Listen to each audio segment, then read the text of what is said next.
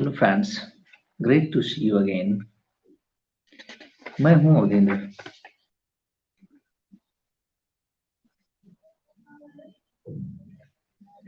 जो टॉपिक आज मैं आपको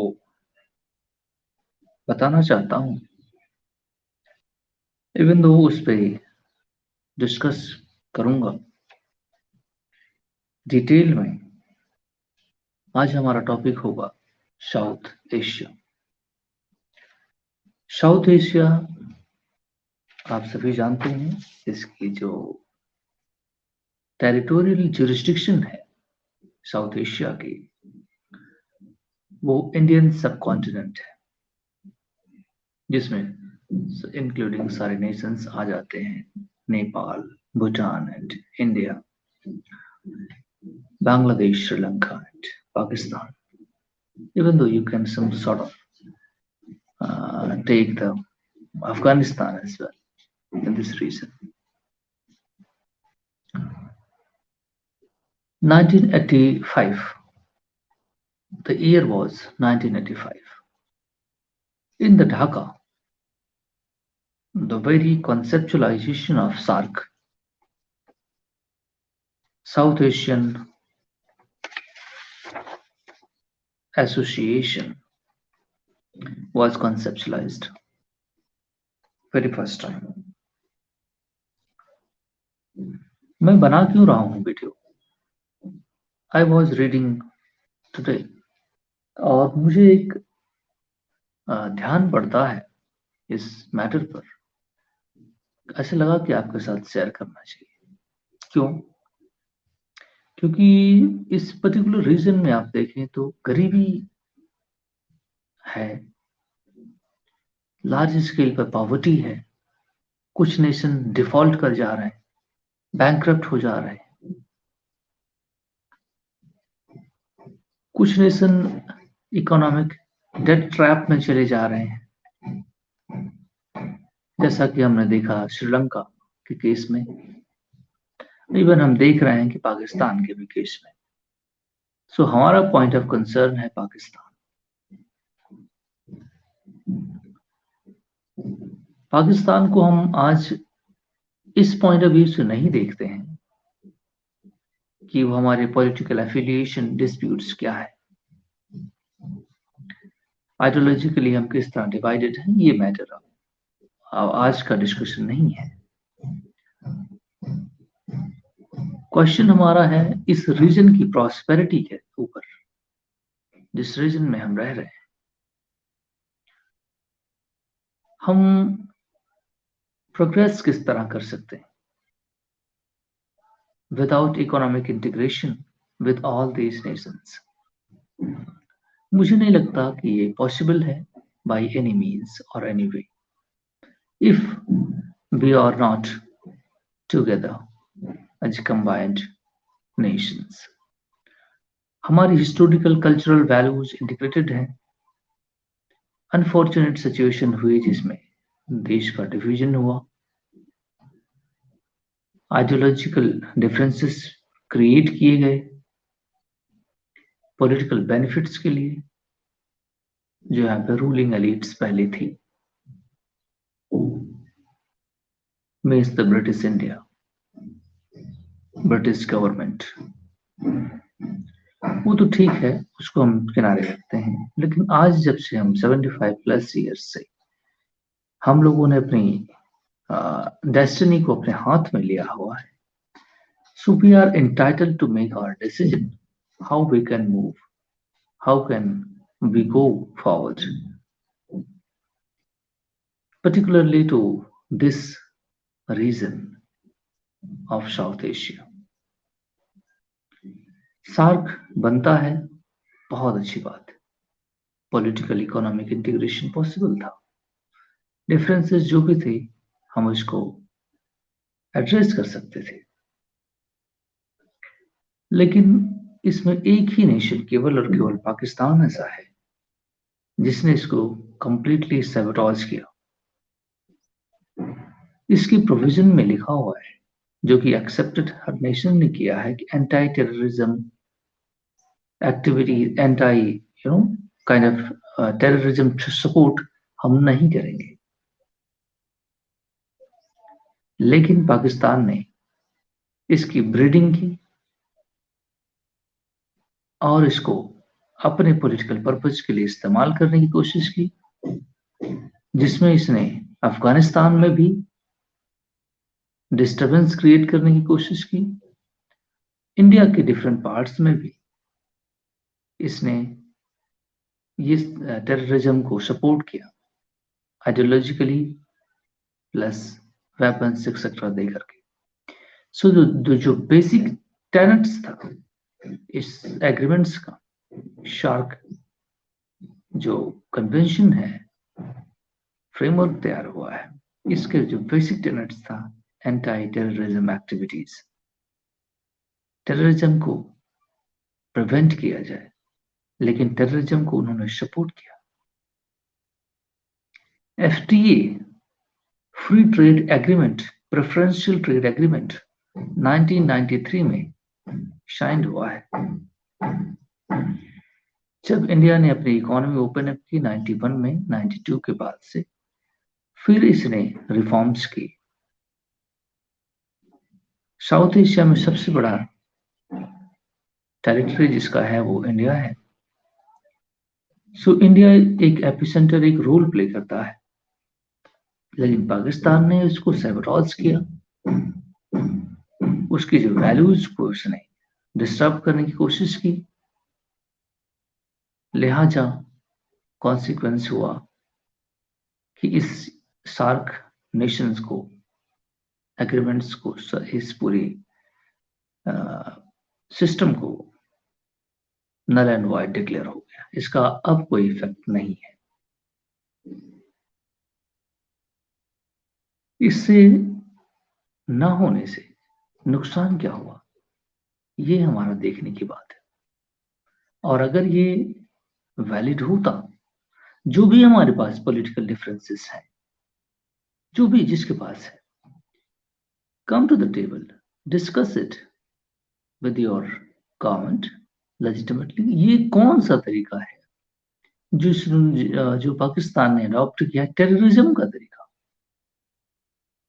कोई भी तरीका ऐसा नहीं है। अगर आपको वॉर करना ही है, मिलिट्री है,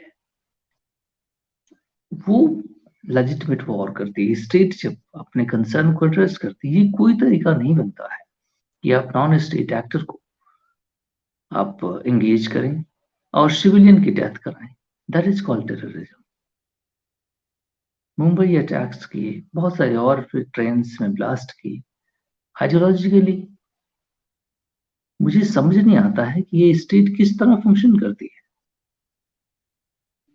और कौन है जो इसको चलाते हैं, कैसे सोचते हैं, स्टेट के फंक्शंस क्या होते हैं। पहले तो ये जाने।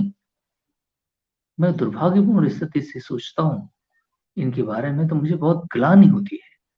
I felt sorry when I think about the Pakistan particularly. दुनिया में कई नेशंस हैं, अपने डिस्प्यूट्स हैं, उन्होंने टेररिज्म को, anti state support, non state actors को नहीं गैल्वनाइज नहीं किया, सपोर्ट नहीं की। लेकिन यही एक पर्टिकुलर ऐसा स्टेट है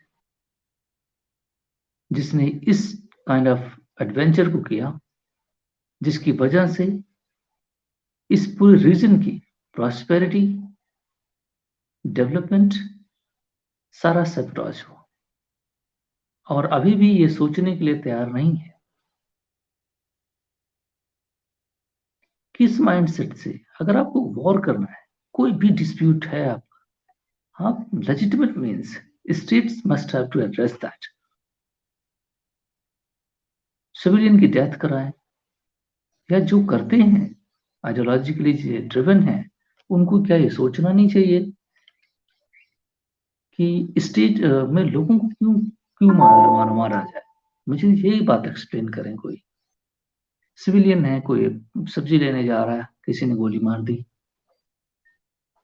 इनोसेंट स्कूल जा रहा है, बच्चे स्कूल जा रहे हैं, बाप ने बम धमाका कर दिया। आप सोचिए, ये कोई वे होता है, कोई तरीका है ये पॉलिटिकल डिस्टर्बेंस क्रिएट करना? किससे क्या आपको ऑब्जेक्टिव क्या अचीव होगा टेरर करने से? हैव क्रिएट करोगे सोसाइटी के अंदर। टेरर का मीनिंग यही है। अगर आपको कोई भी कंसर्न करना है, there is a military solution if you want and go by that. लेकिन until unless इस रीजन को प्रॉस्पर, आम आदमी की जिंदगी को आगे बढ़ने दें, आप अपने मेंटल मैकेनिज्म जो आपके अंदर डिस्टरबेंस है उसे रिजॉल्व करें और come to the table with peaceful mind से और बात करें। ना हो तो फिर मिलिट्री सोल्यूशन भी निकालें, मुझे कोई दिक्कत नहीं है। लेकिन एटलीस्ट इस तरह टेरर करना ये गलत चीज है। मुझे कोई जस्टिफिकेशन नहीं है, मुझे नहीं समझ पाता कि ऐसा क्यों करते हैं। इससे कोई ऑब्जेक्टिव अचीव नहीं होना। लोगों में हैवक क्रिएट करते हो। Try to understand this. और बदहाली और गरीबी और और सारी जो इंग्रेडिएंट्स हैं सोसाइटी के लिए, वो कितने स्टैंडर्ड हैं। ह्यूमन डेवलपमेंट इंडेक्स कहाँ है, डेवलपमेंट के और पैरामीटर्स कहाँ हैं, एजुकेशन में, हेल्थ में, बहुत सारे सेगमेंट्स में आपकी क्या स्टैंडिंग है। उन चीजों को, इस रीजन को प्रॉस्पर होने के लिए ये चीजें जरूरी थी कि एक इंटीग्रेशन होता। लेकिन रास्कल्स जो वहां पे आए हैं पाकिस्तान के अंदर पर्टिकुलरली, जितने भी वहां पे लोग हैं जो गवर्न कर रहे हैं, they all are rascals. Not even a single person आज तक वहां पे जितना आया है, कोई जस्टिफिकेशन नहीं दिया जा सकता कि ये क्या है, क्यों है, क्या सोचते हैं, क्या करते हैं। कोई जस्टिफिकेशन नहीं, कोई मेच्योरिटी नहीं है। इनके किए गए कामों को कोई जस्टिफाई कर नहीं सकता। एटलीस्ट मैं तो बिल्कुल समझ ही नहीं पाता कि ये सोचते किस एंगल से।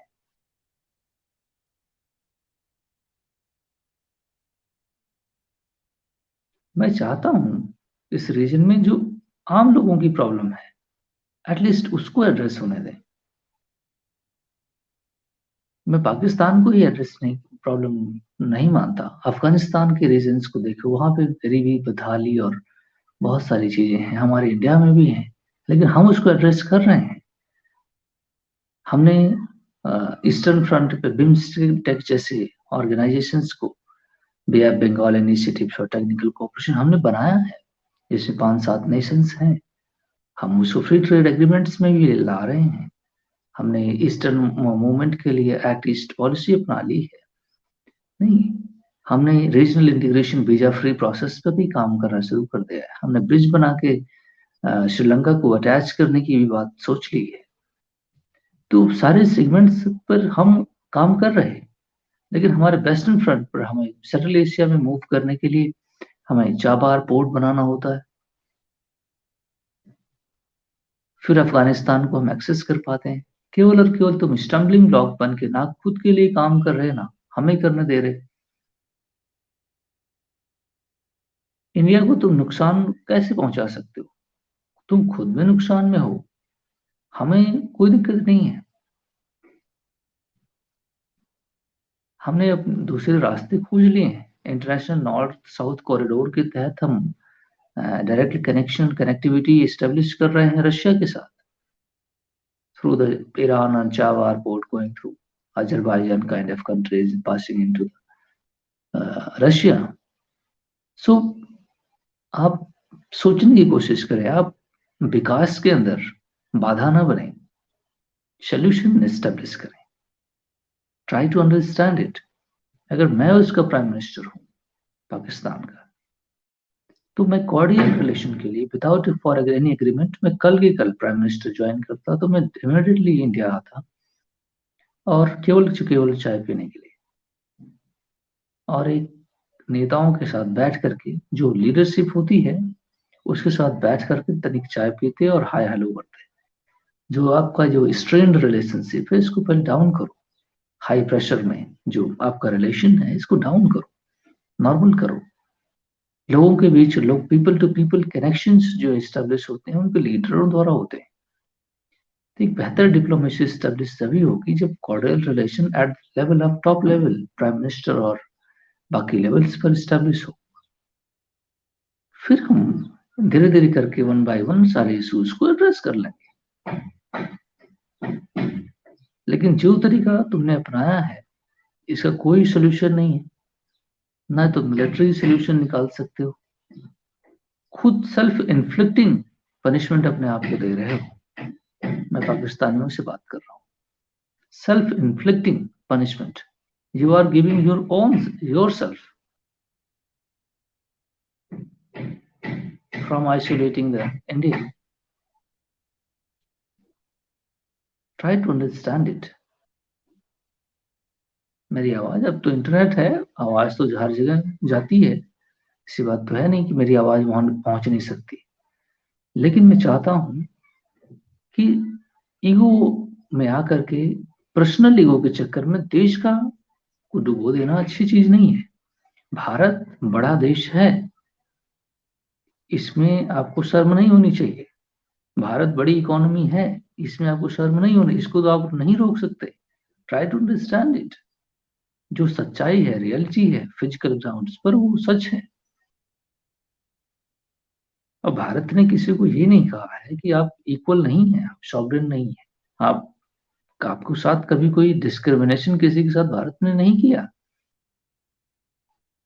हमारी लीडरशिप ने हमेशा हर किसी के साथ प्रॉपर है। इवन दो अब देखिए तालिबान के साथ भी हमने अप्रोच बनाना शुरू कर दिया। अभी हमारे foreign deputy foreign secretary Afghanistan में फॉरेन मिनिस्टर के साथ बैठ के बात कर रहे हैं, अभी कल की बात है। हमने टेक्निकल टीम भेजी 2021 में, हमने फिर से 22 में भी वहाँ कॉपरेशन बनाए रखा है। हमने अभी अफगानिस्तान की गवर्नमेंट को रिकॉग्निशन नहीं दी है, फिर भी हमने उनके लोगों को trillion trillion dollar wheat food assistance, WHO या FAO फूड ऑर्गेनाइजेशन जो यूएन की बॉडी है उसके तहत हमने उसको असिस्टेंस उनको दिया है। असिस्टेंस देने का पर्पज ये नहीं है कि हम उनको गुलाम बनाना चाहते हैं, है ना। हम उनकी हेल्प कर रहे हैं because they are in need, कोई और इसका ऑब्जेक्टिव नहीं है। सो गुडविल क्रिएट करना भी कोई बुरी चीज नहीं होती है ना। किसने आपको मना किया है कि आप गुडविल ना क्रिएट करें? भारत में आप अपना बेहतर एसेट ना बनाएं। पीपल टू पीपल, लोगों के बीच लिंकेजेस भी एक एसेट होता है। हमारे बॉलीवुड में तमाम लोग काम करते थे, एक्टर्स एक्ट्रेसेस, उनको ग्लोबल रिकॉग्निशन मिली है, लेकिन बदतमीजियां कर दिए जिसकी वजह से प्रॉब्लम क्रिएट हो गई। To try to understand it. ये रीजन जो है यहाँ हमेशा रहने वाला है। ईगो में आकर के अपने आप को नुकसान ना करें। आप छोटे हैं तो हैं, इसमें बुरा क्या है? लेकिन फिर भी हम बातचीत कर रहे हैं, हम कोऑपरेशन करने के लिए हमें ओपन एंडेड होना चाहिए। मैं पढ़ा नहीं रहा हूँ, मेरा दुख है कि जो मैं आपको बता रहा हूँ ये प्रॉब्लम है, हमें इसको समझना चाहिए। और जो कोऑपरेशन है उसको बढ़ाने की। So my friends, thank you very much for listening. मैं इतना सा बात बताना चाहता था कि हमारे पास एक फ्री ट्रेड एग्रीमेंट इस रीजन के लिए बना हुआ है, सार्क के तहत, जिसमें हमारी इकोनॉमिक प्रॉस्पेरिटी की तरफ हम मूव कर सकते थे।